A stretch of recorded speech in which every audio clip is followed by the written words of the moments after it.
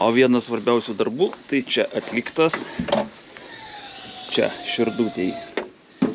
Pirmiausia, tai širdutėj davė tokį, o dabar mes dar širdutėj duosim tokį.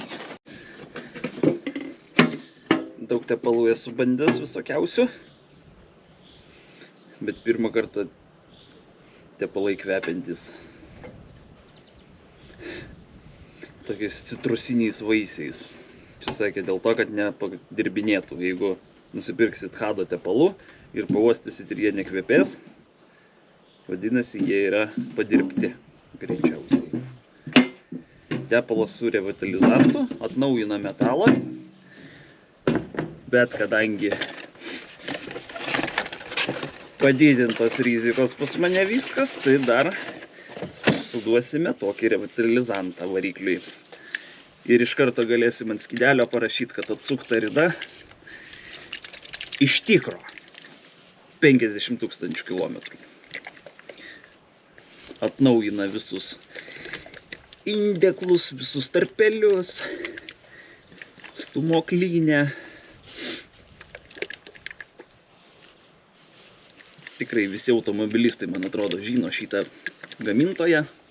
Ukrainiečiai, Hado Lietuva.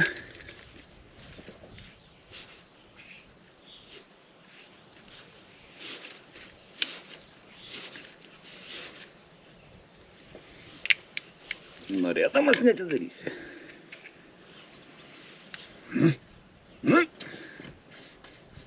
Į sveikatą. Neprabilk.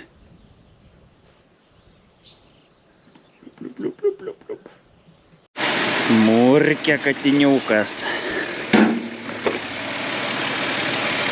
Čia šitas revitalizantas skirtas SUV automobiliam, kur daug litrų. Čia pas mane 7 litrai į variklį tepalo telpa. Jeigu 5 litrai, tai mažesnis eina. Ir kalba žmonės protingi, inžinieriai, kad šitą panaudojus revitalizantą ir naudojant šitą tepalą, Subaru nustos valgyti tepalus. Nu, aš tuo netikiu, bet kad mažiau valgys, tai gali būti. Nes pas Subaru iš gamyklos išeina su aprašymu 10 000 km litras tepalo. Tai čia yra Subaru. Nes visos gumytės atsinaujina, salnikėliai visi. Lygiai paskutiniam išlašinom čia tokios kruopytės.